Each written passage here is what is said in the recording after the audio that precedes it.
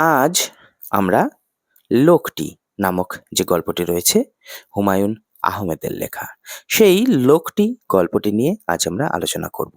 এই 'লোকটি' গল্পটির আমরা চরিত্র, ভাববস্তু এবং বিষয়বস্তু সবগুলি খুঁটিনাটি বিভিন্ন যে তথ্য রয়েছে সেগুলি আমরা দেখে নেব। চলো তাহলে শুরু করছি। গল্পে বর্ণিত চরিত্র। প্রথম যে চরিত্রটি আমরা পাই, মেন ক্যারেক্টার আজহার উদ্দিন খাঁ। বয়স তার ৫৩। অসম্ভব কৃপণ। নারায়ণগঞ্জে ২টি গেঞ্জির কারখানা আছে, যেখান থেকে তার মাসে ৭০,০০০ টাকা আয় হয়। ঢাকায় তার ৩টি বাড়ি আছে। সব বাড়িগুলি ভাড়া নিয়ে মালিবাগে ৩ কামরার একটি বাড়িতে তিনি থাকেন। রাতের আহার একটি ডিম সেদ্ধ, ২টি কলা এবং একটা টোস্ট বিস্কুট তিনি খান। তিনি মনে করেন জীবন রক্ষার জন্য যতটুকু খাওয়া প্রয়োজন, তার থেকে বেশি খাওয়া অপরাধ। পরে তার এই মানসিকতার অবশ্য পরিবর্তন হয়। এই আজহারউদ্দিন খাঁ সম্পর্কে আমরা আরো অনেক কিছুই জেনেছি গল্পটি পড়ে, তবে তিনিই ছিলেন এই গল্পের মেন ক্যারেক্টার। পরবর্তী যে চরিত্রটি, অজ্ঞাত পরিচয় যুবক, মানে সেই লোকটি। বয়স তার ২২-২৩ হবে। তিনি ১২৭ ক্যারেটের একটি হীরা আজহারউদ্দিন খাঁয়ের কাছে বিক্রি করতে আসেন। আজহারউদ্দিন নানা রকম সন্দেহ প্রকাশ করলে ওই যুবক তার সন্দেহ নিরসনের জন্য হীরাটি তার কাছে রেখে চলে যান। ফিরে আসেন প্রায় ১০ বছর পর। ওই যুবক মানুষের বিবেকের প্রতিভূ। আসলে তিনি আজহারউদ্দিন খাঁর যে বিবেক, সেই বিবেকটিকে তিনি ভেতর থেকে জাগিয়ে তুলেছিলেন। পরবর্তী যে ক্যারেক্টারটি দেখো, মঈনুদ্দিন। ফিজিক্সে এমএসসি, সৎ এবং কর্মঠ। কোথাও চাকরি না পেয়ে আজহারউদ্দিনের গেঞ্জি কারখানায় তিনি ঢুকেছিলেন। গল্পের ভাববস্তু। এই গল্পে আজহারউদ্দিন একজন কৃপণ ব্যক্তি। তিনি প্রচুর অর্থ উপার্জন করেন, কিন্তু তা সঠিক পথে ব্যয় করে আনন্দ লাভ করতে জানেন না। এমতো অবস্থায় তার বিবেক যেন একটি ২২-২৩ বছরের যুবকের, মানে লোকটির বেশ ধরে তার সামনে এসে দাঁড়ায়। একটি বহুমূল্য হীরা সে আজহারউদ্দিনকে বিক্রি করতে চায়।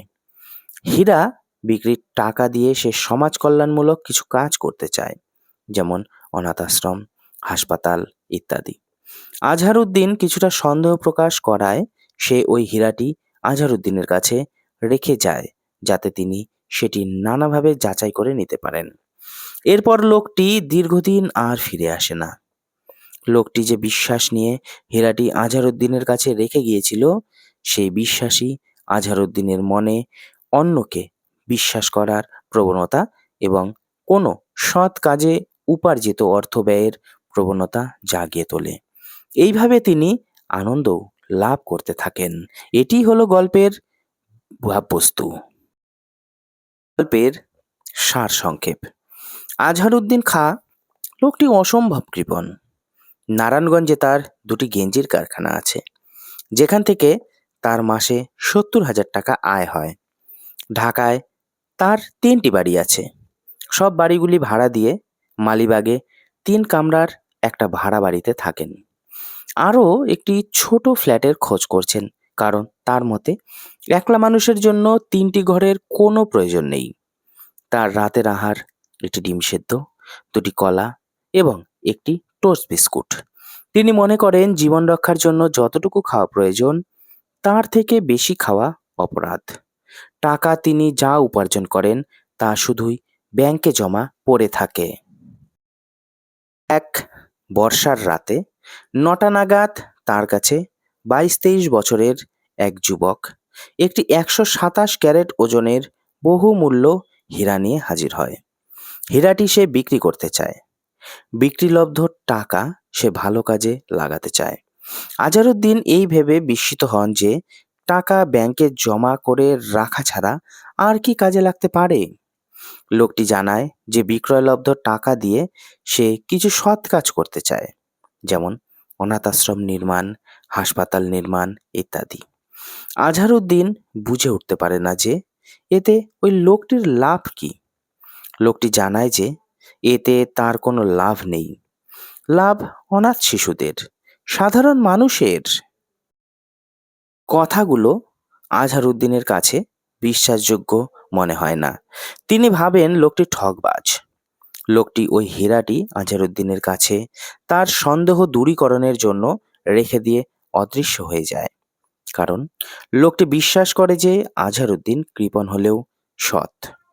আজহারউদ্দিন কাউকেও খুব একটা বিশ্বাস করে না, তাই কাউকে হীরাটি দেখাতেও পারছেন না। তিনি তার গেঞ্জি কারখানায় ম্যানেজার মঈনুদ্দিনের কাছে হীরা চেনার পদ্ধতি জানতে চান, কিন্তু কিছুতেই নিশ্চিত হতে পারে না। কাগজে বিজ্ঞাপন দিয়েও সেই লোকটির কোনো হদিশ পাওয়া গেল না। এইভাবে বছর ঘুরে গেল।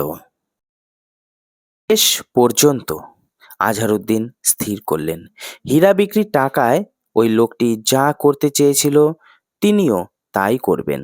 তিনি অনাথ আশ্রম বানাবেন, হাসপাতাল তৈরি করলেন। আজহারউদ্দিনের যেন নেশা ধরে গেল। নিজের জীবনে তিনি আরও কৃপণ হলেও আর সেই টাকায় স্কুল বানালেন, রাস্তাঘাট বানালেন, দাতব্য চিকিৎসালয় তৈরি করলেন। এমনিভাবে 10 বছর যাবার পর লোকটি ফিরে এলো। সে বলল যে জিনিসটার পুরো দাম আজহারউদ্দিন দিয়েছেন। এখন তিনি জিনিসটা ফেরত দিতেও পারেন, নাও দিতে পারেন। আজহারউদ্দিন জিনিসটা ফেরত দিয়ে বলেন যে তিনি খুব আনন্দে আছেন, মানুষ হিসাবে জন্মগ্রহণ করার একটা অর্থ খুঁজে পাচ্ছেন।